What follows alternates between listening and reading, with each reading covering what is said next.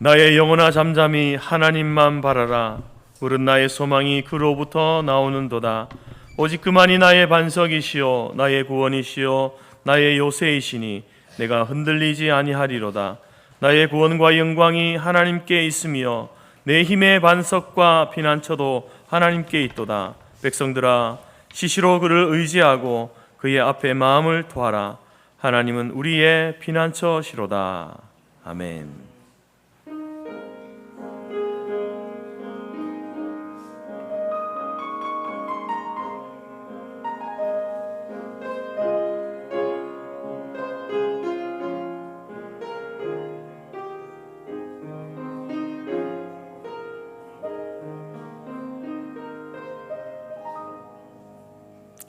함께 사도신경으로 우리의 신앙을 고백합니다. 나는 전능하신 아버지 하나님 천지의 창조주를 믿습니다.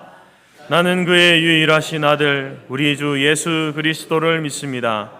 그는 성령으로 잉태되어 동정녀 마리아에게서 나시고 본디오 빌라도에게 고난을 받아 십자가에 못 박혀 죽으시고 장사된 지 사흘 만에 죽은 자 가운데서 다시 살아나셨으며 하늘에 오르시어 전능하신 아버지 하나님 우편에 앉아 계시다가 거기로부터 살아있는 자와 죽은 자를 심판하러 오십니다. 나는 성령을 믿으며 거룩한 공교회와 성도의 교제와 죄를 용서받는 것과 몸의 부활과 영생을 믿습니다. 아멘. 찬송가 29장입니다.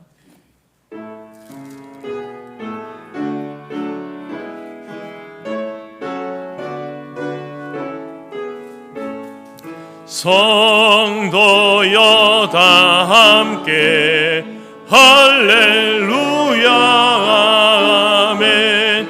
주 찬양하여라 할렐루야 아멘.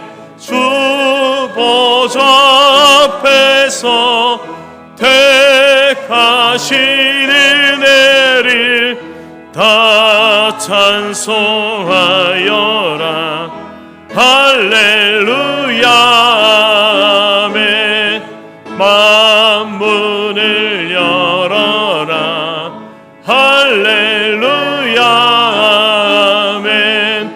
온 하늘 울려라 할렐루야 아멘.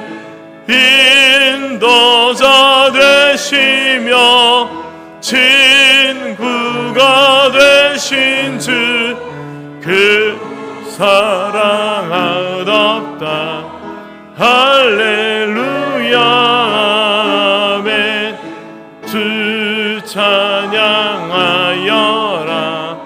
할렐루야 아멘. 찬양은 끝없다 할렐루야 아멘.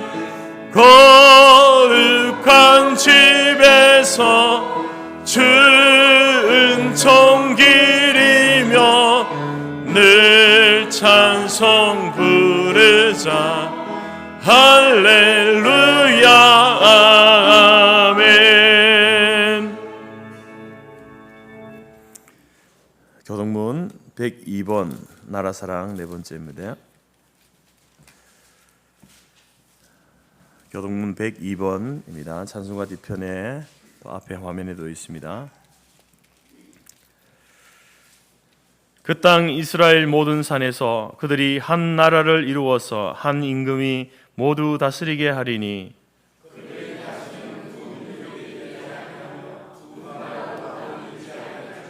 그들이 그 우상들과 가져간 물건과 그 모든 죄악으로 더 이상 자신들을 더럽히지 아니하리라.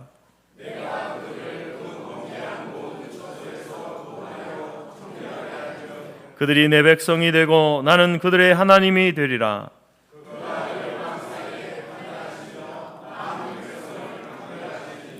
무리가 그들의 칼을 쳐서 보습을 만들고 그들의 창을 쳐서 낫을 만들 것이며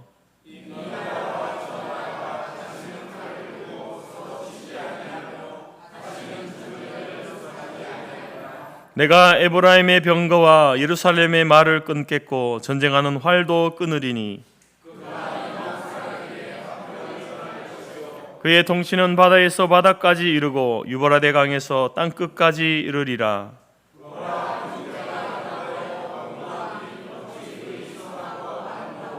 머리에 있는 보배로운 기름이 수염 곧 아르네 수음에 흘러서 그의 옷깃까지 내림 같고 홀몬에 이슬이 시온의 산들의 내림 같도다.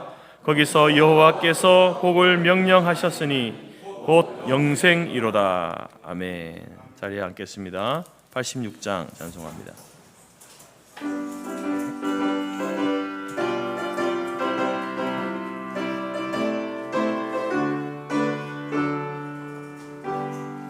하늘을 의지하는 예수 나의 상처 입은 심령을 불쌍하게 여기서 위로하여 주시니 미쁘신 나의 좋은 친구 내가 의지하는 예수 나의 사모하는 친구 나의 기도 들으사 응답하여 주시니 미쁘신 나의 좋은 친구 주의 손 의지하고 살 때 나를 해할 자가 없도다. 주님 나의 마음을 크게 위로하시니 미쁘신 나의 좋은 친구 내가 의지하는 예수 나의 사모하는 친구 나의 기도 들으사 응답하여 주시니 미쁘신 나의 좋은 친구 내가 요단강 건너가며 마음이 두려워서 떨 때도 주가 인도하시니 어찌 두려워하랴 미쁘신 나의 좋은 친구 내가 의지하는 예수 나의 사모하는 친구 나의 기도 들으사 응답하여 주시니 미쁘신 나의 좋은 친구 이후 천국에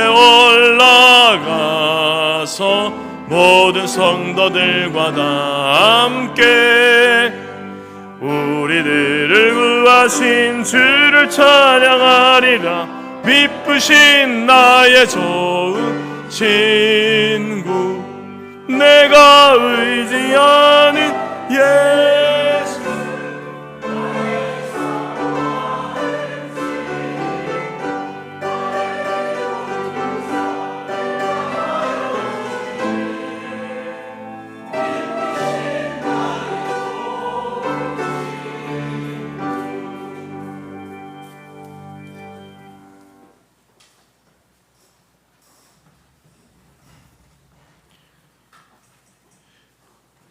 저희의 삶의 소망이 되시며 살아 역사하시는 하나님께 찬양과 경배를 드립니다. 시험 당할 즈음에 또한 피할 길을 주시고 시련을 만날 때마다 오래 참음을 주셔서 저희들의 신앙이 성장할 수 있도록 하심을 감사드립니다. 지난 한 주간의 삶도 주의 은혜로 살아갈 수 있도록 도와주신 은혜를 감사합니다. 이 세상에 살면서 교만과 아집에 쌓여 스스로를 합리화하였던 잘못을 주 앞에 고백합니다. 주님, 저에게 보혈의 사랑을 항상 기억하게 하시고 주님의 영광을 가리지 않도록 인도하여 주시옵소서. 저희의 삶이 예배가 되고 저희의 삶이 감사와 찬양이 되게 하옵소서. 생활의 모든 부분에서 하나님이 함께 하시는 것을 알게 하시고 주님께서 명하신 대로 주님의 증인이 될 수 있게 능력을 더하여 주옵소서. 주님을 믿지 않는 이웃을 위하여 저희의 입술을 열어 복음을 전하게 하시고 주님께로 돌아오는 역사를 일으켜 주시옵소서. 주님께서는 말씀하셨습니다. 나는 참 포도나무요 너희는 가지라. 그가 내 안에 내가 그 안에 거하면 사람이 열매를 많이 맺나니 내 안에 거하라. 나도 너희 안에 거하리라. 가지가 포도나무에 붙어 있지 아니하면 스스로 열매를 맺을 수 없음 같이 너희도 내 안에 있지 아니하면 그러하리라. 아버지께서 나를 사랑하신 것 같이 나도 너희를 사랑하였으니 나의 사랑 안에 거하라고 말씀하셨습니다.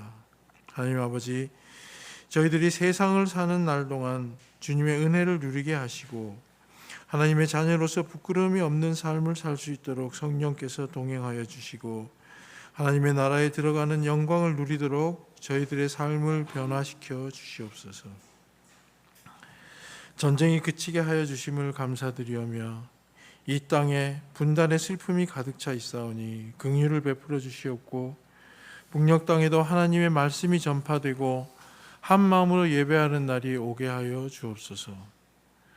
또한 우리 교단이 진리의 교단이 되게 하시고 주님 보시기에 합당한 교단으로 한 자리에 머물지 않고 계속 발전되고 변화하게 하여 주시옵소서.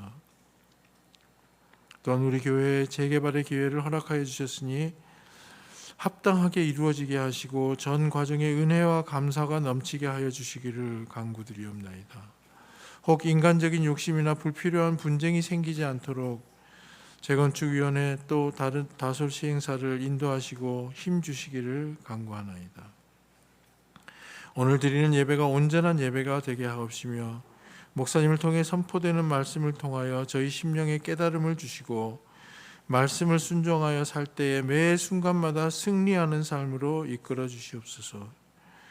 나머지 순서를 주님께 맡기오며 예수님 이름으로 기도드렸습니다.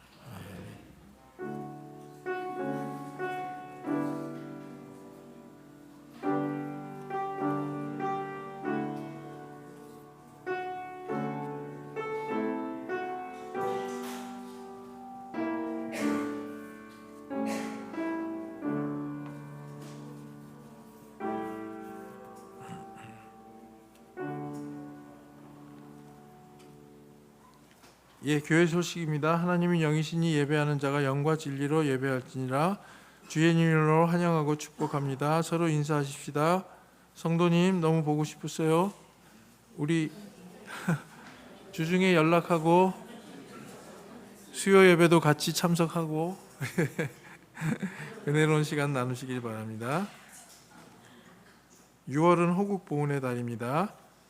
오늘 우리가 자유와 풍성한 삶을 누리며 살 수 있는 것은 첫째는 하나님의 은혜와 돌보심이요, 둘째는 일제치하와 공산주의의 침략 중에 목숨을 바쳐 나라를 지킨 분들이 있었기에 가능한 일이었습니다. 그리스도 안에 애국은 기도에서부터 시작합니다. 이 나라 대한민국의 위정자로부터 국민에게 이르기까지 바른 국가관을 가지고 기독교적인 가치, 자유와 법치, 절대 진리, 하나님의 공의를 지켜나가도록 기도합시다. 우리나라는 선교사들이 많은 도움을 줘서 세운 나라입니다. 우리 기독교의 정신과 가치관이 올바로 세워질 수 있도록 기도해 주시기 바랍니다. 다음 주일은 맥주 감사절입니다. 맥주 감사절은 그 농사를 지어가지고 보리를 수확하는 날인가요? 드린 날인데 추수감사절하고 따로 지키고 있습니다. 나에게 주신 하나님의 은혜가 무엇입니까? 하나님은 감사하는 자를 찾으십니다. 상반기 교회와 가정과 개인에게 베푸신 은혜를 기억하며 감사합시다. 맥주감사절 예물은 준비된 봉투에 드립니다. 다음 주일에는 11시 연합예배로 드립니다. 오늘 식사 후 새가족 성경 공부 있습니다. 오늘 2시에 정기당회로 모입니다. 금주 금요일 오전 11시 사랑방 목사 상반기 마지막 모임입니다. 토요일 오전 9시 30분 권사 기도회가 있습니다. 총회 리더십 수련회 7월 3일부터 4일까지 대전 동구 청소년 자연수련원에서 있습니다. 총회 청년 임원, 찬양팀, 스태프, 조장님들 참석해 주시기 바랍니다. 여름 성경학교 교사 강습회가 7월 11일 오전 10시부터 오후 3시 10분까지 재건 영등포 교회당에 있습니다. 주제는 하나님의 선물 10계명입니다. 우리 구하림 찬양간사가 주제곡 제작에 참여했습니다. 수고하셨습니다. 오늘 조재석 집사님 윤경수 권사 가정에서 수술을 잘 해서 성도님들 기도로 수술이 잘 끝나서 떡을 공개하십니다. 감사합니다. 종래 장로님 실버센터 봄날 실버센터에서 요양 중이십니다.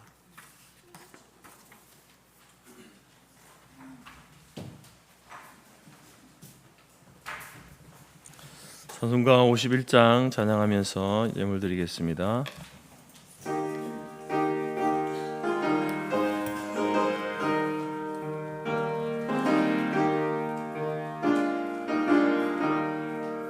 주님 주신 거룩한 날 기쁨으로 주 앞에 와 기도하고 찬양하며 주께 경배 드립니다. 내게 주신 귀한 물질 하나님께 드리오니 기뻐 받을 제물로서 연락되게 하옵소서. 내게 있는 귀한 것을 주님 앞에 다 바쳐도 주님 주신 큰 사랑에 부족할 것뿐입니다. 구원하신 나의 주님 그 신인의 생각하면 주께 힘써 바치겠네. 아까울 건 무엇이랴. 내가 받은 모든 것은 하나님의 선물이니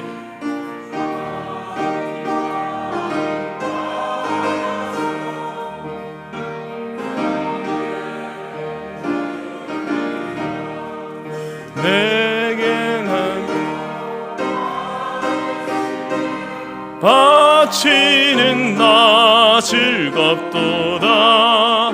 복의 근원 하나님께 영원토록 감사하리. 아멘.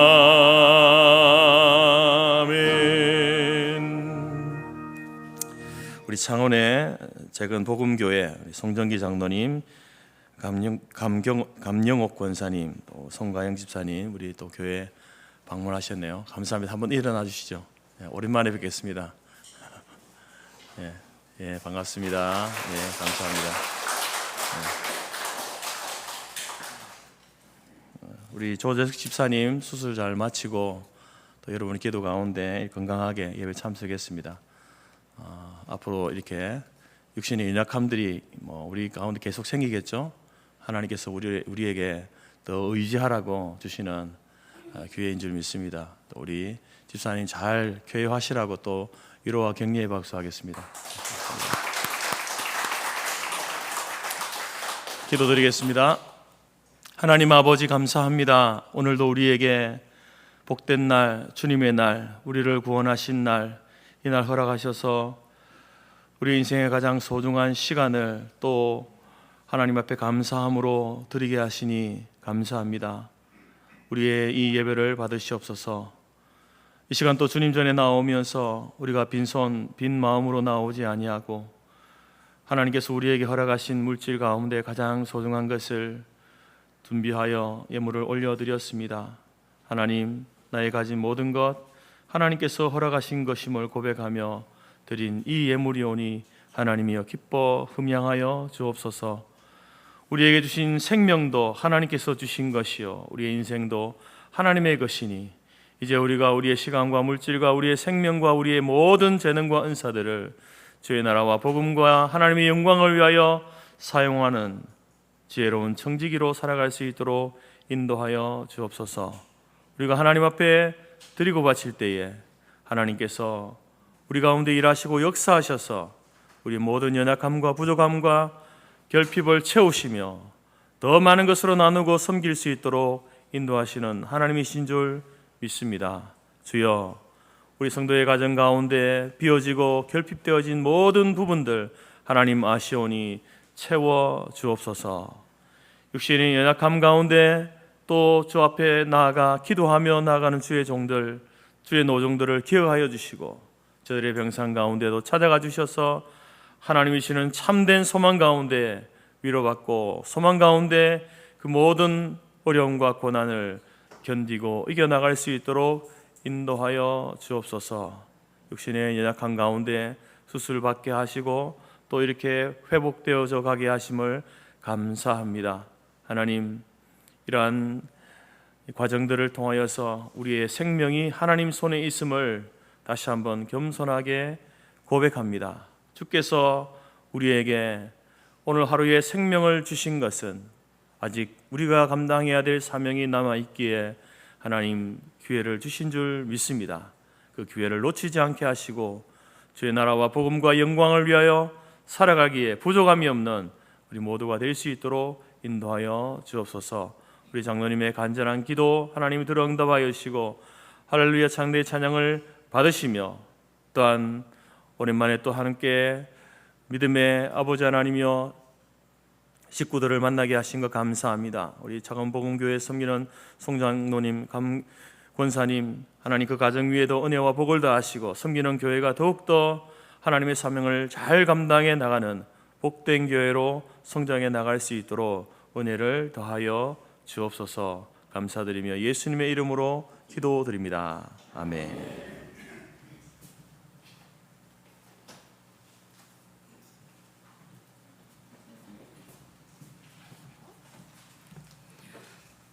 하나님 우리에게 주신 말씀은 사무엘상 18장 1절에서 9절까지이며 구약 439페이지입니다. 앞 화면에도 있습니다.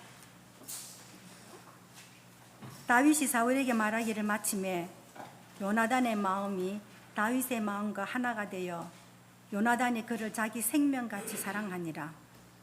그날에 사울은 다윗을 머무르게 하고 그의 아버지 집으로 다시 돌아가기를 허락하지 아니하였고 요나단은 다윗을 자기 생명같이 사랑하여 더불어 언약을 맺었으며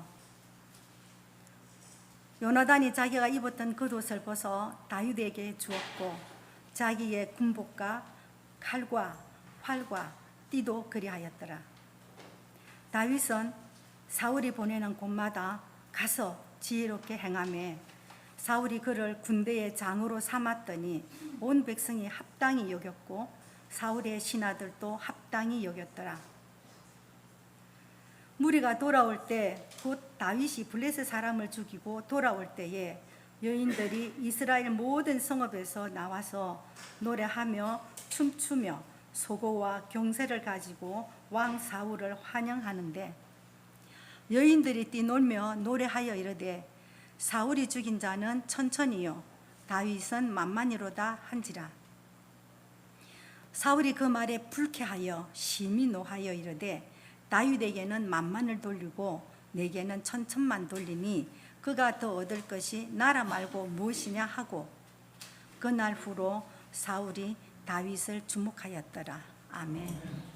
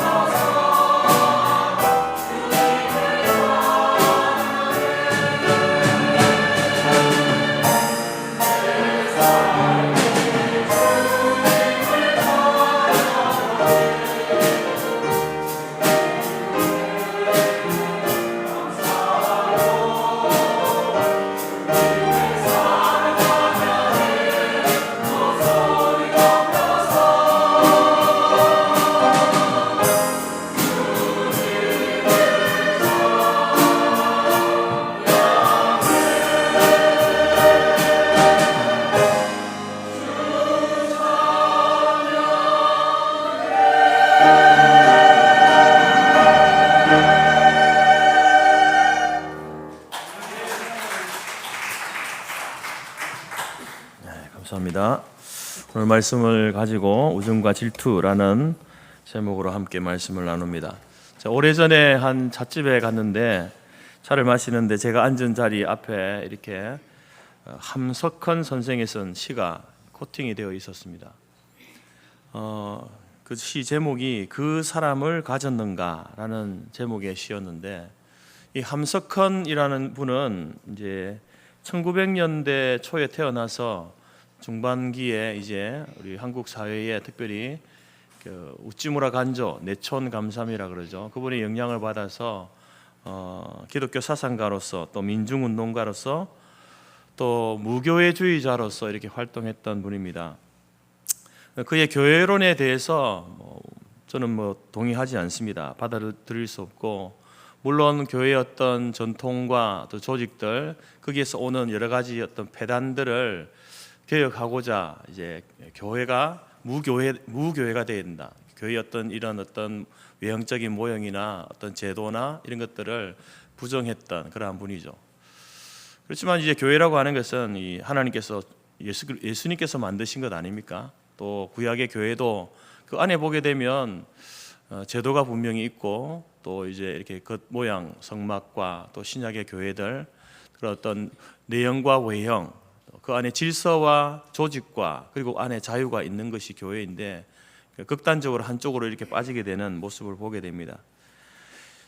하지만 이제 오늘 그분이 썼던 이 그 사람을 가졌는가라고 하는 이 시를 보게 되면 이제 그 친구에 대해서 혹은 또 우정에 대해서 이렇게 많은 생각을 하게 했습니다. 그 시를 제가 한번 읊어보겠습니다. 한번 들어보시기 바랍니다.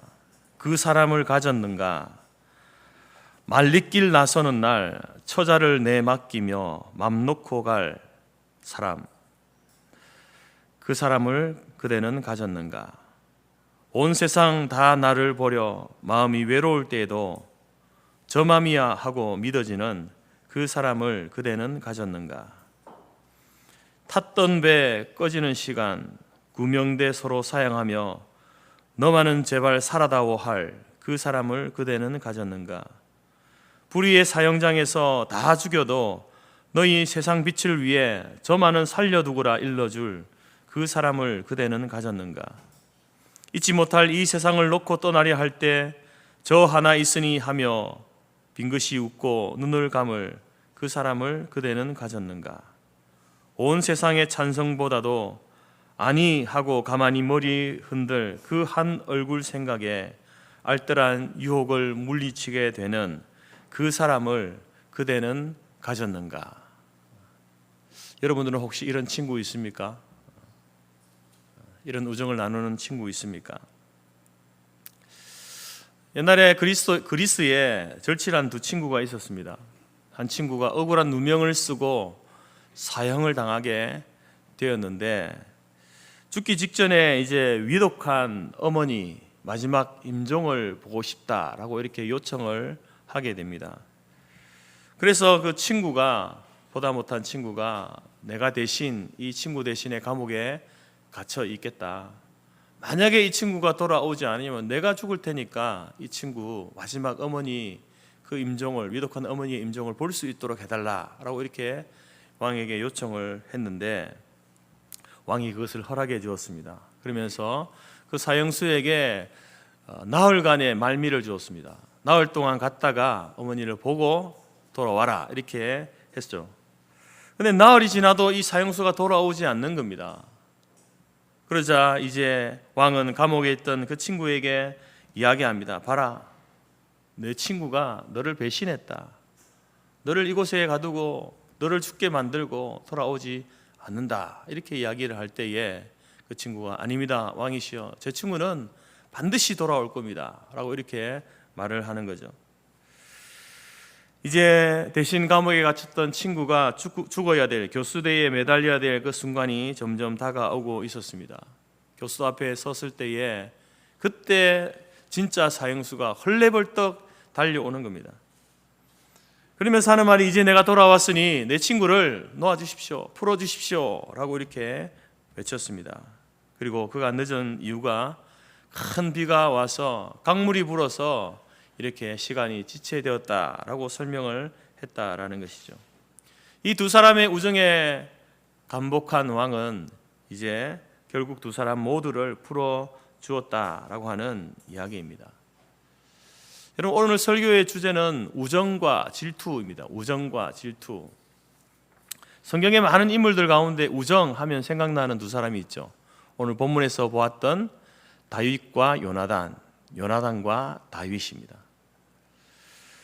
여러분, 이 둘은 정말 서로 생명같이 사랑한 진정한 우정이 무언가, 그것을 두 사람이 보여주고 있습니다. 근데 반대로 이제 질투하면 떠오르는 사람이 누굽니까? 오늘도 그 사람도 본문에 나오죠. 사울 왕입니다. 사울 왕. 여러분, 사울 왕이 다윗, 어린 다윗 아닙니까? 어린 다윗에게 힘없는 다윗을 향한 그 질투의 모습을 보면 과연 어떻게 이럴 수 있나 할 정도의 그런 모습을 보게 됩니다. 그래서 저는 생각할 때 다윗을 향한 이 사울의 이러한 질투하는 모습, 이러한 모습을 현대 정신의학계에서는 어떻게 진단할까 궁금해졌습니다. 예전에는 궁금해도 좀 알 길이 없었거든요. 뭐 이런 분, 의사를 아는 분이 없으니까 물어볼 때도 없고 했는데, 요즘은 이제 챗 GPT가 있으니까 제가 챗 GPT에다 물어봤죠. 사울이 이러 했는데 이것을 현대 정신의학계에서는 어떻게 진단할 수 있는가라고 물어보니까 이렇게 답이 나왔습니다.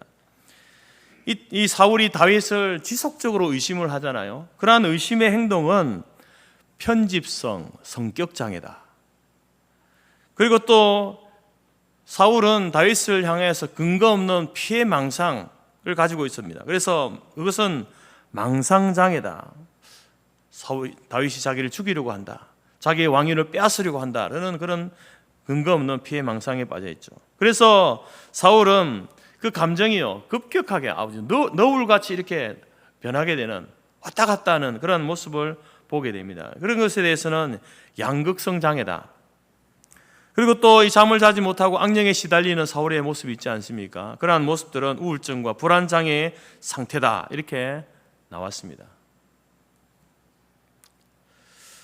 여러분, 제가 오늘 설교를 우정과 질투라고 하는, 우정이라고 하는 주제와 질투라고 하는 두 가지 주제로 잡은 이유가 있습니다. 우리 성도들은요, 이 땅을 살아갈 때에 여러 가지가 필요하지만 그 가운데에도 우정을 나눌 친구들이 필요합니다.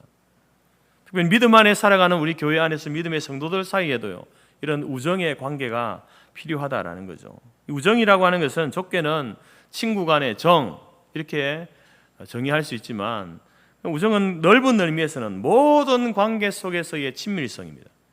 직장에서나 학교에서나 가정에서나 교회에서나, 여러분, 우리가 사람과의 관계 속에 살지 않습니까? 그 관계 속에서 갖게 되어지는 친밀한 정, 그게 우정이라는 거예요. 우정. 나이가 같아서, 고향이 같아서 그것만 친구가 아니라, 그런 관계 속에서 나이가 많으나 적으나 환경이 달라도 그 관계 속에서 친밀함을 느끼는 정, 그게 우정이라는 거죠.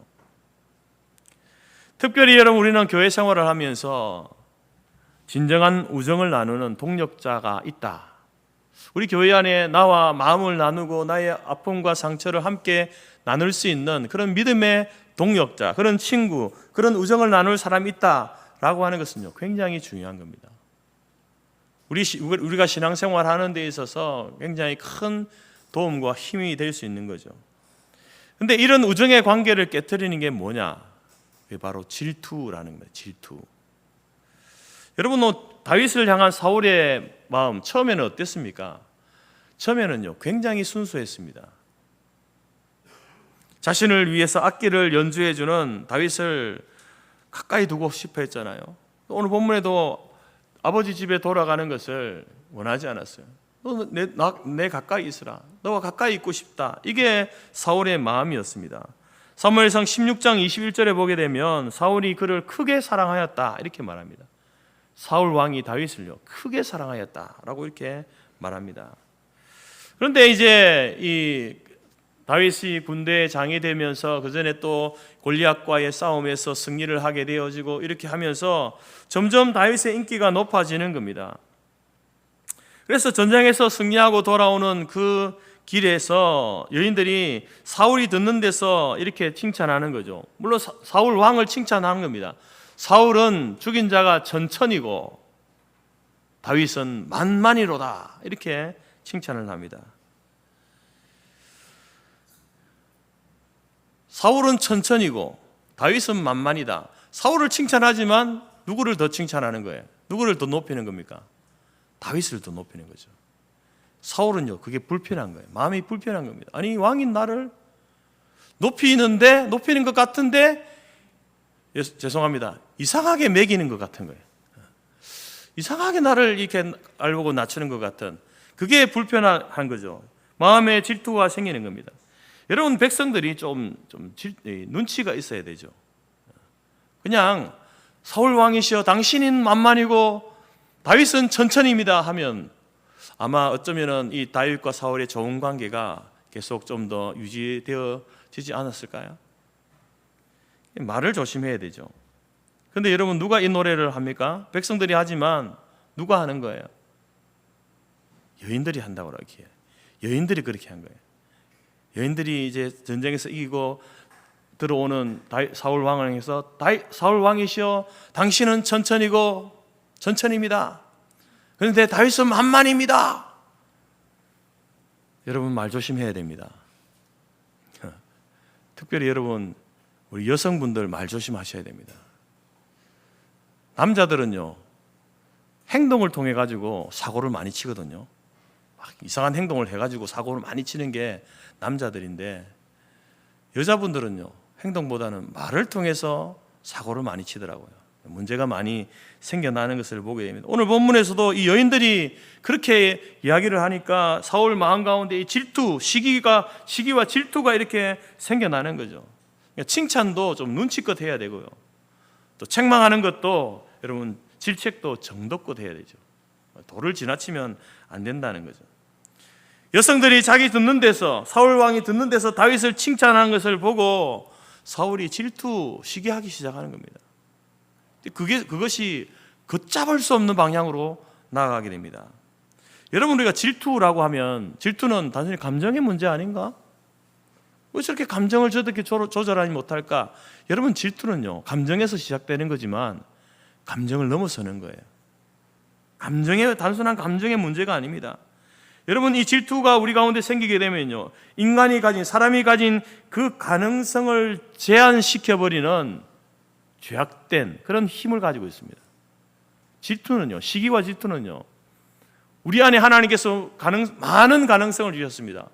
예를 들어서 평소에 정말 탁월하게 잘하던 그것을 우리 안에 시기, 질투라는 감정이 생기면요, 그 능력이 제한되어져 버리는 거예요. 하지 못하게 되는 그런 경우를 보게 되는 겁니다. 갈라디아서 5장에 보게 되면 이제 성령의 열매에 대해서 이야기하잖아요. 성령의 열매, 믿음의 성도들이 마땅히 맺어야 될 성령의 열매를 이야기하면서 그와 대조적으로 우리가 맺지 말아야 할 열매이지만 맺게 되는 육체의 일에 대해서 이야기합니다. 그 육체의 일 중에 마지막 8번째가 뭐냐면은 시기입니다. 시기. 우리는 성령의 열매를 맺기 위해서 부단히 열심히 이렇게 하지만, 근데 우리 안에 맺어지는 육체의 열매가 뭐라는 거예요? 시기, 질투, 이런 열매들이 맺어진다는 거예요. 그래서 여러분, 이 시기와 질투는요, 나는 질투하지 않아, 나는 시기하지 않아, 아닙니다. 여러분, 우리 안에도 그 열매가 맺혀지고 있는 거예요. 미켈란젤로가 무명 시절이었을 때에 레오나르도 다빈치는 그때 한참 명성을 날리던 화가였습니다. 플로렌스에서 온 사람들이 다빈치에게 이제 플로렌스의 대형 홀을 이렇게 장식할 그림을 부탁했습니다.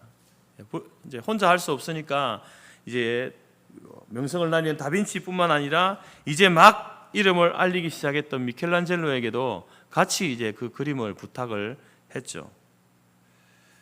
정말 레오나르도는 그 그림을 그리면서 정말 천부적인 재능과 그 명성에 맞는 걸작을, 이제 화려한 작품을 거기에다가 그리기 시작했습니다. 사람들이 칭찬하죠. 그런데 무명이었던 이 미켈란젤로가 그림을 그리는데 그 작품을 보면서 플로렌스에 왔던 그 참사관들이 입을 떡 벌리면서 이야기하는 겁니다. 그 그림 속에 무의식적으로 표현되어진 불가사의한 매력, 그림을 보는데 그런 어떤 불가사의한 그 매력을 갖게 되고 영혼의 정열을 담아서 깃들어져 있는 그림을 보면서 아주 칭찬을 하는 거죠. 그 천재성에 대해서 막 이야기를 하는데 이제 그런 말들이 이제 다빈치 귀에도 들어가지 않겠습니까? 근데 문제는 뭐냐면 누군가 또 옆에서 이런 말을 하는 거예요. 아, 다빈치도 레오나르도도 이제 늙었구나. 이런 이야기가 들려주는 거죠. 그러면서 다빈치 마음 속에 여러분 끌어오는 질투와 이제 풋내기 화가 이 미켈란젤로에 대한 그가 자신의 명성을 실추시키는 것을 견딜 수 없는 그런 감정들을 갖게 되는 거죠.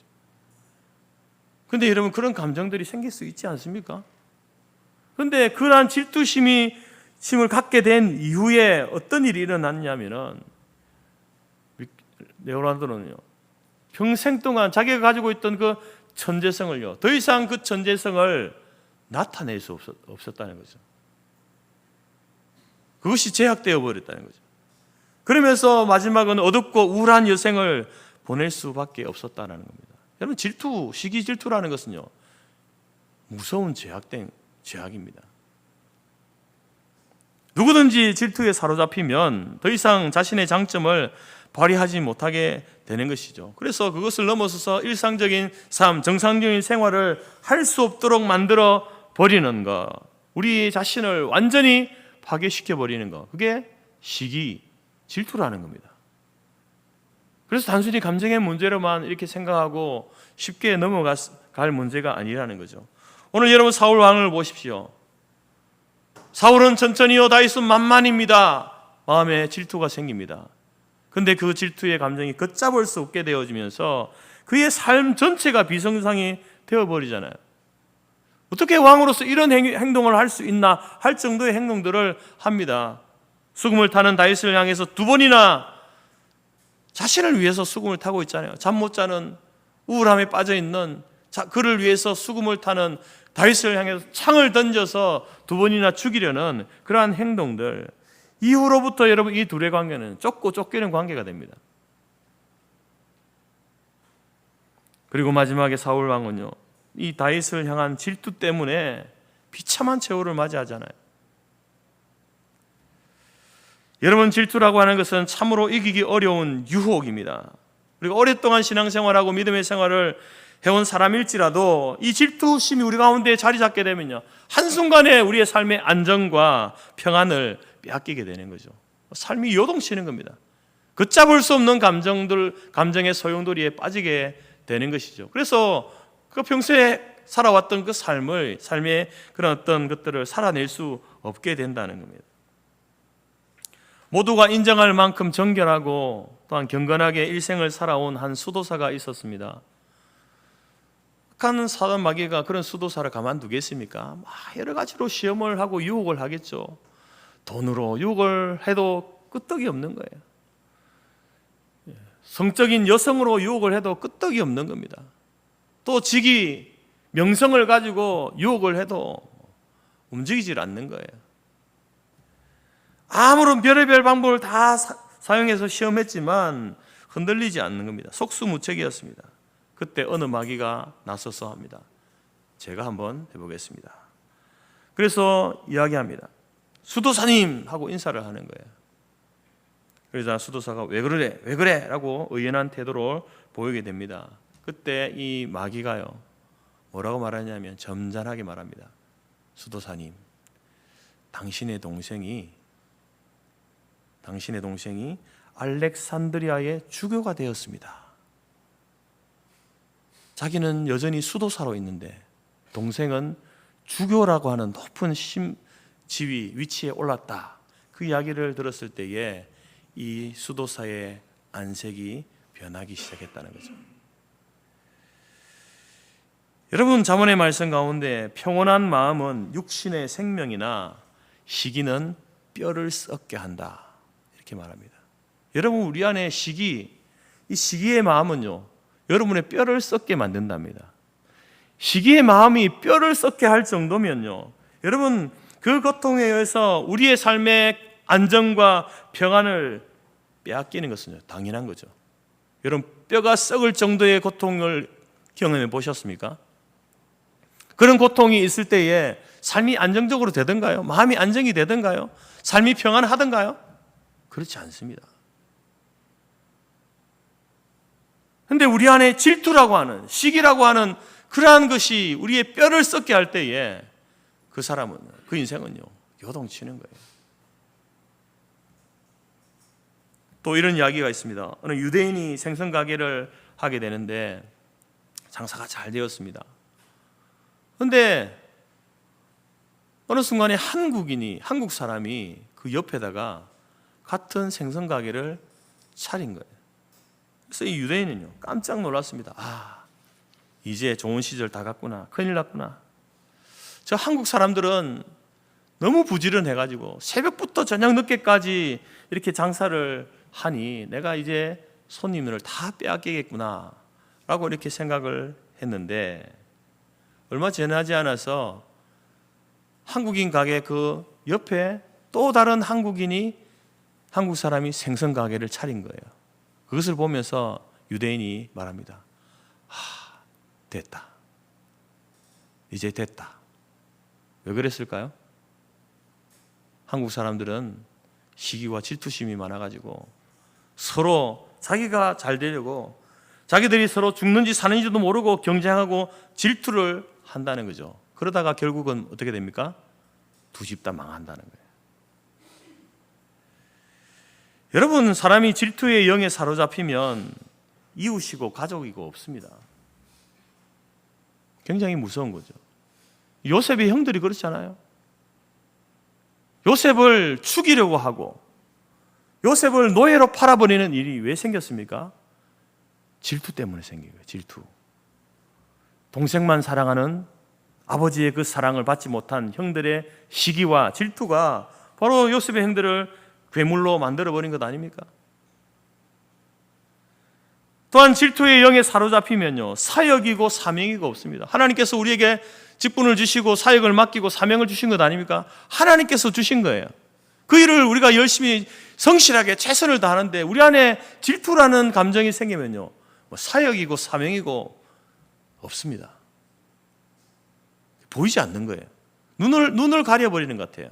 아니, 우리 정신을 마비시켜버리는 것 같아요. 민수기 11장에 보게 되면 하나님께서 모세를 위해서 이제 하나님의 영을 받아서 같이 예언하고 일하는 70인의 장로들을 하나님께서 세워주시거든요. 모세를 위해서. 모세 혼자 너무 이렇게 그 일들을 감당할 수 없으니 70인의 장로를 세워서 그 일을 함께 하도록 할 때에 한 장로가 이제 하나님의 그 계시를 받아서 예언을 하게 될 때에 여호수아가 모세를 향해서 이런 이야기를 합니다. 모세 선생님, 저렇게 하는 걸 저대로 내버려둬도 되겠습니까? 이런 틀로 이야기하는 거죠. 모세 선생님이 하든 선배님이 하든 그 일들을 저 장로가 저렇게 하는 걸 저렇게 내버려 뒀어야 되겠습니까? 아마 이런 틀로 이야기했던 것 같아요. 그래서 모세가 여호수아를 향해서 이런 이야기를 합니다. 네가 나를 위해서 그런 말을 하는 것 같은데 왜 그를 시기하느냐? 이렇게 묻습니다. 하나님께서 세우신 70인의 장로가 하나님의 계시를 받아서 모세가 해야 될 일들을 나누어서 할 때에 여호수아는 마음에 어떤 마음이 생기는 거예요? 시기하는 마음이 생기는 거죠. 질투하는 마음이 생기는 것 아닙니까? 그래서 모세는 그렇게 하지 말라고 준엄하게 경고를 하게 됩니다. 이처럼 여러분, 질투의 영에 사로잡히면요, 하나님께서 주신 사명이고 사역이고 보이지 않는 거예요. 질투의 영에 사로잡힌 사람이 있는 곳에는 그래서 요란함과 악한 일이 생긴다라고 이렇게 이야기합니다. 요란함과 악한 일이 생긴다. 야고보서에 보게 되면 아무리 지혜와 총명을 가지고 있는 사람이 선행을 한다 해도 얼마나 좋은 것입니까? 지혜와 총명을 가지고 있는데 선행을 하는 거예요. 얼마나 좋은 일입니까? 근데 그 마음 가운데 독한 시기와 다툼이 있으면 자랑하지 말라고 이렇게 말합니다. 네 안에 독한 시기와 다툼이 있을 때는 네가 아무리 지혜가 있다 하더라도 그 지혜를 발휘하지 말아라. 왜냐하면 그 시기심으로 발휘된 지혜는요, 세상적인 것이고 마귀적인 것이고 정욕적인 것이기 때문에 그렇습니다. 하나님이 주신 지혜 아닙니까? 근데 그 안에 내 안에 시기와 질투가 이렇게 섞여가지고 나오는 지혜는요, 세상적인 게 되는 거예요. 마귀적인 것이 되는 거예요. 자기 욕심을 따라 정욕적인 것이 된다라는 거죠. 그래서 시기와 다툼이 있는 곳에는 요란함과 모든 악한 일이 있다라고 야고보가 경고하는 거예요. 여러분, 질투는 이렇게 무서운 것입니다. 한 사람의 인생을 파괴하고 공동체를 파괴하기에 충분한 힘을 가지고 있는 것이죠. 여러분, 저와 여러분 안에 이 시기와 질투가 없다고 장담할 수 있습니까? 과연 없습니까? 여러분, 누구에게나 이 시기와 질투의 마음이 있어요.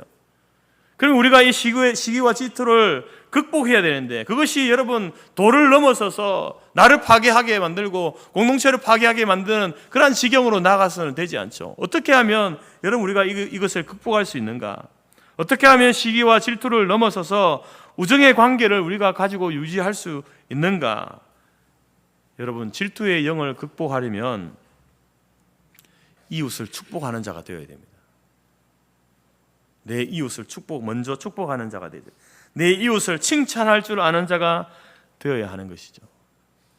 여러분, 우리도 우리가 겉으로 드러내지 않아서 그렇지 사실상 우리 안에도 이 시기가요, 시도 때도 없이 이렇게 일어나잖아요. 잘 되는 것을 보면요, 칭찬을 하는데 그 마음 한구석에는 어떤 마음이 있는 거예요? 이런 마음들 있잖아요. 왜 나는, 이런 마음들 있잖아요. 그래서 우리가 이러면 안 되는데 왜 내가 이 시기하고 있지? 질투하고 있지? 질투하지 말아야지. 시기하지 말아야지. 그렇게 한다고 여러분 시기와 질투를 이길 수 있는 게 아니에요. 물론 그런 마음도 있어야 되겠지만 그런 마음 가지고는요, 여러분 우리가 결코 이 시기와 질투의 영을 이겨낼 수 없습니다. 우리 안에는 그것을 이겨낼 수 있는 힘이 없습니다. 여러분, 여러분 자신을 그런 식으로 신뢰하지 마십시오. 어떻게 여러분 그것을 극복할 수 있습니까? 내가 질투하지 말아야지, 시기하지 말아야지, 내 마음을 붙잡아야지. 붙잡아지든가요? 그럴수록 더 여러분 그 마음이, 시기의 마음이 내 소나기를 삐쳐나가지 않던가요? 어떻게 해야 됩니까? 그때는요, 시기하지 말아야지, 질투하지 말아야지가 아니라 더 적극적으로 이웃을 사랑하고 축복하는 거예요. 반대되는 행위를 하는 거예요. 그렇게 할 때에 여러분 시기의 마음이요, 질투의 마음이, 그 감정들이 잠잠해지는 거예요. 잠재우게 되는 거예요. 잠재우게 돼요. 활동하지 못하게 된다는 거죠. 여러분, 영화 오래전에 개봉되었던 영화인데요, 아마데우스 모차르트에 대한 그 영화인데, 거기에 보게 되면 모차르트의 스승인 안토니오 살리에르가 나오는데, 그 살리에르가 어떻게 묘사되냐면 질투의 화신으로 묘사됩니다. 어린 제자 모차르트 아닙니까? 근데 그 모차르트가 천재성을 가진 그러한 음악가예요. 그것을 보면서 사람들이 막 환호를 할 때에 그 모차르트를 질투하는 모습으로 이렇게 묘사하는데요. 근데 실제로는 그렇지 않았답니다. 역사적으로는 그렇지 않았다는 거죠.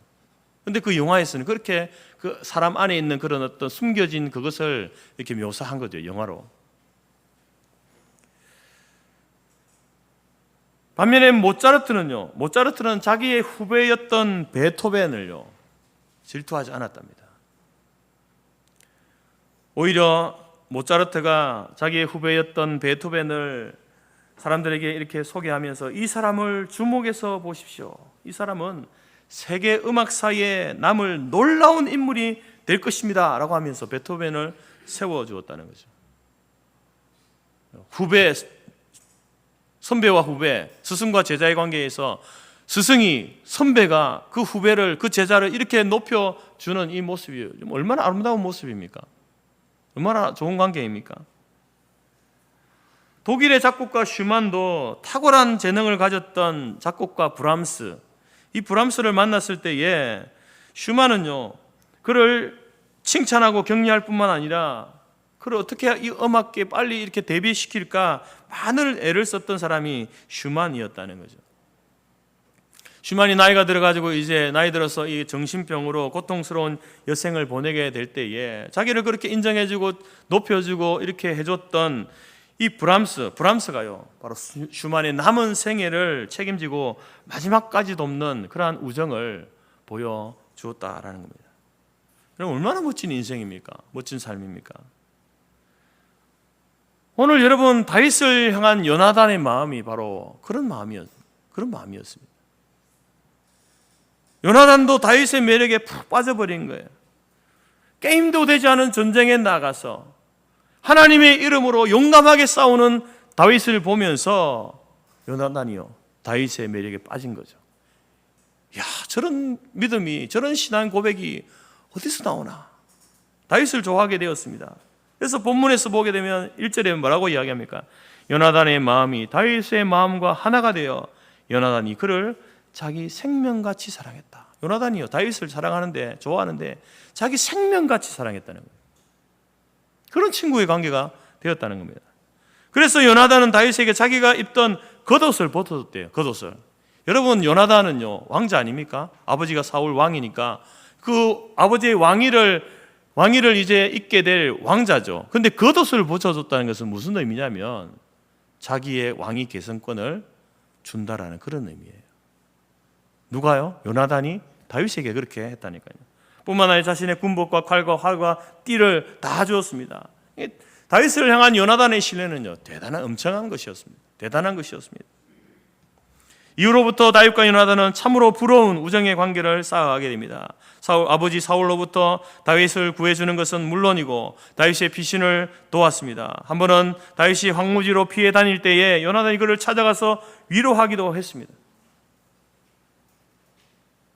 그래서 여러분, 나중에 요나단이 죽었을 때에 다윗은요, 눈물로 통곡하며 애곡의 노래를, 애가를 불렀습니다. 사무엘하 1장 26절에 이렇게 노래 불렀죠. 내 형 요나단이여, 내가 그대를 애통함은 그대는 내게 심히 아름다움이라. 그대가 나를 사랑함이 기이하여 여인의 사랑보다 더하였도다. 내 형 요나단이여. 그리고 다윗은 그가 이스라엘 왕이 된 이후에 요나단의 아들 절뚝발이 무비보셋을 찾아서 그를 왕자처럼 대우하고 요나단 같이 사랑해 주었다라고 성경은 기록하고 있습니다. 사랑하는 성도 여러분, 여러분 이런 우정을 나눌 만한 믿음의 친구 있습니까? 믿음의 동료가 있나요? 여러분 직장, 사회생활 속에서도 그런 좋은 친구, 좋은 관계의 친구가 있을 수 있겠죠. 교회 안에 여러분 그런 분들이 있습니까? 우리가 수십 년을 신앙생활하면서 한 교회 안에서 신앙생활하면서 이런 믿음의 친구가 아직 없다. 어떻게 보면요, 굉장히 불행스러운 일입니다.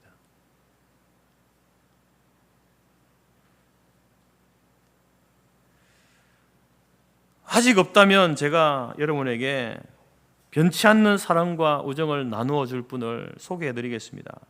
그분은 누구실까요? 예수님이십니다.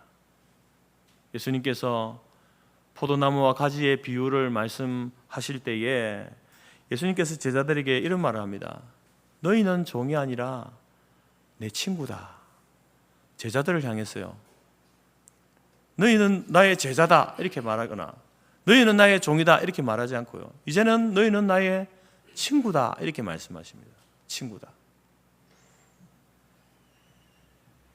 여러분, 제가 처음에 읽어드렸던 그 시, 그 사람을 가졌는가 라고 하는 그 시, 여러분 거기에서 나오는 그 사람이 누굴까요? 그 사람은요, 예수님을 지칭하는 거예요. 물론 중의적인 의미들이 있지만 그 가운데 의미 중 하나는요, 예수님이에요. 바로 예수님이 저와 여러분의 친구가 되어주시겠답니다. 우리를 부르실 때에 나의 사랑하는 백성, 나의 종, 나의 제자, 주님이 그렇게 부르지 않고요, 너는 나의 친구다. 우리를 친구라고 불러주신다는 거예요. 여러분, 이 친구의 관계는, 예수님과 우리의 친구의 관계는 그냥 일반 사회에서 만나는 그런 친구, 그런 우정을 나누는 친구 정도의 관계가 아니에요. 예수님과 저와 우리의 관계는요, 생명적 관계입니다. 생명적 관계. 무슨 말이냐면 이 관계는 어떻게 맺어졌냐면은 예수님께서 나를 위해서 자신의 생명을 내어주심으로 인해서 생겨진 관계예요. 그게 생명적 관계입니다. 여러분, 우리는 살면서 사람들과 다양한 관계 속에 살지 않습니까? 도구적 관계가 굉장히 도구적 관계, 필요에 의해서 만들어지는 관계, 뭐 직장 상사와 뭐 동료들, 뭐 식당 주인과 단골, 이게 조건이 생겨야 되는 거죠. 조건이 뭐가 주고받는 것이 생겨야 만들어지는 관계, 그런 관계가 도구적 관계라고 하는 거예요. 뭐 그런 관계도 필요하죠, 그죠? 정서적 관계도 있습니다. 정서적 관계, 감정을 주고받는 이런 관계, 뭐 부부가 그런 관계고요. 또 친구와도 그런 관계가 되고, 애인과의 그런 감정의 교류들이 있지 않습니까? 그런 관계가 있죠. 근데 예수님과의 관계는 어떤 관계냐? 바로 내게 자신의 생명을 내어준 친구다. 그분이 예수님이라는 거예요. 우리의 친구 되신 분이라는 거예요. 그리고 그분이 먼저 우리에게 다가오셔서 생명을 내어주는 친구가 되어주신 거예요. 여러분, 그런 친구가 예수님이신데 그 예수님을 향해서 우리는 어떤 친구가 되어져야 할까요? 나에게 자신의 생명을 내어준 분이 예수님이라고 한다면 나도 생명을 바쳐서 그 신뢰를 지켜야 되지 않겠습니까? 그래야 그 관계가 유지되지 않겠습니까?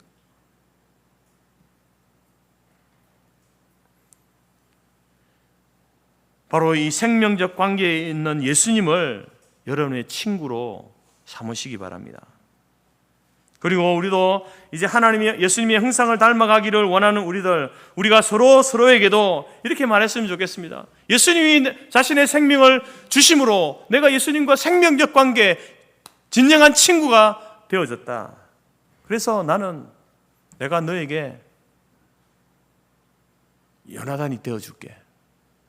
내가 너에게 다윗이 되어줄게. 이렇게 말할 수 있어야 되는 거예요. 여러분, 우리는 이렇게 말합니다. 여러분, 이런 관계를 맺으십시오라고 하면 우리 교회는 요나단 같은 사람이 없어. 우리 교회는 다윗 같은 사람이 없어. 이렇게 말하죠. 아닙니다, 여러분. 예수님과 우리의 관계를 생각해 보세요. 예수님이 먼저 우리에게 오셔서 생명을 내어주셨잖아요. 그래서 관계가 형성된 거예요. 예수님께서 우리랑 너 나한테 좀 이렇게 내가 너를 친구 삼으려고 하는데 좀 한번 보여봐봐, 이렇게 말하지 않았어요. 그냥 찾아오셔서 자신의 생명을 먼저 주셨잖아요. 그러면 우리도 우리 믿음의 생활 가운데 교회 안에서, 세상은 일단 놔두더라도 교회 안에서 그런 어떤 이런 친구와 우정의 관계를, 생명적 관계를 맺어가려면요, 내가 먼저 그에게 생명적 관계가 되어야 되는 거예요. 나의 것, 나의 소중한 것, 나의 생명까지도 내어줄 수 있는 그런 다윗이 되고, 내가 먼저 다윗이 되고 내가 먼저 요나단이 되어질 때에 그 사람이 나에게 여러분 다윗이 되어주고 요나단이 되어주는 거예요. 주님이 그렇게 하셨던 것처럼 우리도 그렇게 할 때에 이런 아름다운 관계가 우리 가운데 형성되어진다라는 것입니다. 사랑하는 성도교회 성도 여러분, 예수님과의 관계가 생명적 사랑의 관계임을 깨닫고 그 관계가 더욱더 깊어지시기를 바랍니다. 생명을 주셨잖아요. 그러면 우리는 무엇을 드려야 되겠습니까? 그 생명과, 예수님의 생명과 비교할 수 없는 내 생명이지만, 그렇지만 내게 가장 소중한 것은 생명이잖아요. 그럼 우리도 예수님께 생명을 드려야 되는 겁니다. 그 생명적 관계를 여러분 깊은 관계로 유지해 가시기를 바랍니다. 또한 뿐만 아니라 우리가 지금 얼굴을 마주하고 있는 지체들과의 그 관계도 더 깊은 우정의 관계, 사랑의 관계로 성숙되어져 가기를 원합니다. 누구 다윗 없나? 요나단 없나? 찾지 마시고 여러분 먼저 여러분이 누군가의 요나단이 되어 주십시오. 누군가의 다윗이 되어 주시기 바랍니다. 그렇게 될 때에 여러분은 신앙생활하면서 평생의 교회 안에서 여러분이 아름다운 이 다윗과 요나단의 이러한 아름다운 우정의 관계, 생명적 관계를 여러분 속에서 하나님 주시는 은혜와 풍성한 복을 누리게 될 것입니다. 저와 여러분이 사울처럼 변질되어지는 그런 사랑이 아니라, 그런 우정이 아니라 다윗과 요나단처럼 변하지 않는 믿음 안에서의 우정을 쌓아나가는 그러한 믿음의 생활, 우리 교회 생활 될 수 있기를 간절히 바랍니다. 그래서 그것이 우리에게 또 힘이 되고 능력이 되고 또 위로가 되어져서 세상 가운데서도 여러분 당당하게 살아갈 수 있는 저와 여러분의 한 주간의 삶이 되어지기를 주님의 이름으로 축복합니다. 기도하겠습니다. 하나님 감사합니다. 예수님께서 우리에게 먼저 다가오셔서 당신의 생명을 내어주심으로 말미암아 우리가 예수님의 친구가 되게 하신 것 너무나 감사합니다. 생명적 사랑의 관계로 우리를 맺어주신 것 너무나 감사합니다. 이제 우리도 예수님을 향하여서 우리의 생명, 시간, 물질 가장 소중한 것을 드림으로 그 생명적 관계를 유지해 갈 수 있는 지혜로운 자들이 되게 하여 주시고, 또한 지체와 지체들 사이에서도 하나님 우리가 다윗과 요나단과 같은 그러한 참된 사랑과 우정을 나누는, 내가 먼저 다윗이 되어주고 요나단이 되어주는 그러한 사랑의 관계를 우리 공동체 속에서 수많은 사람들이 맺어감으로 말미암아 하나님이신 놀라운 은혜와 복을 누리기에 부족함이 없는 저희들의 삶이 될 수 있도록 인도하여 주옵소서. 예수님의 이름으로 기도드립니다. 아멘. 찬송가 92장입니다.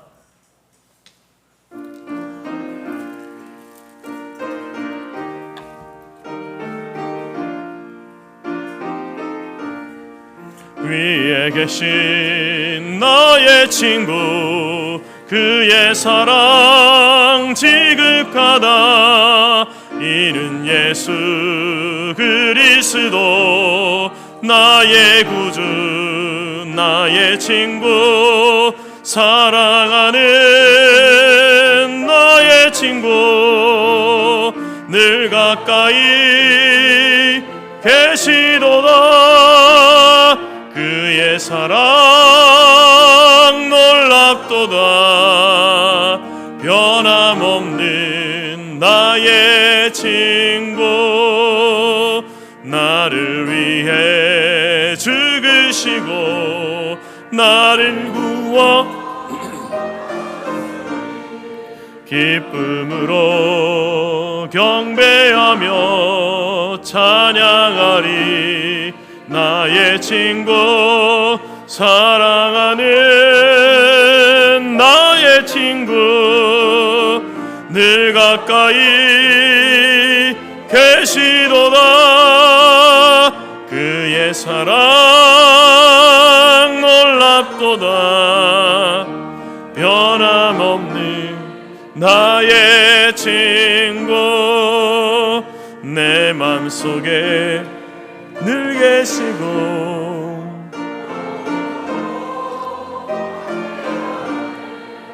가지 되어 하나 되리. 포도나무 나의 친구, 사랑하는 나의 친구, 늘 가까이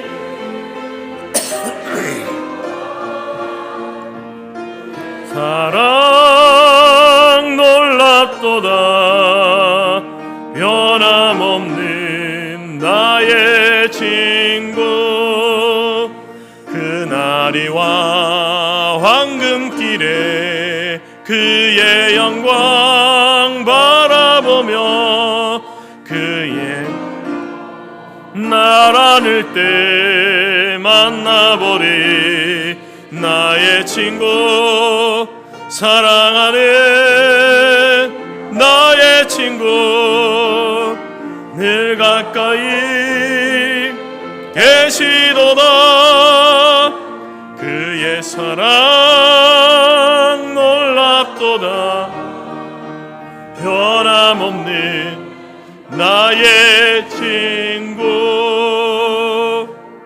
기도하겠습니다. 지금은 우리 주 예수 그리스도의 은혜와 하나님 아버지의 크신 사랑과 성령의 교제 교통 충만케 하신 은혜가, 생명을 내어주신 예수 그리스도, 그분을 나의 영원한 친구로 삼고 이제 우리도 가족과 이웃과 믿음의 지체들에게 다윗이 되어주고 요나단이 되어줘 그러한 생명적 관계를 통한 하나님의 풍성한 은혜를 누리며 살기로 마음에 소원하고 작정하는 모든 주의 성도들 머리 위에와 그들의 가정과 기업과 자녀와 우리가 속한 성터 교회와 재건 재단 위에 지금부터 영원토록 함께 있을지어다. 아멘.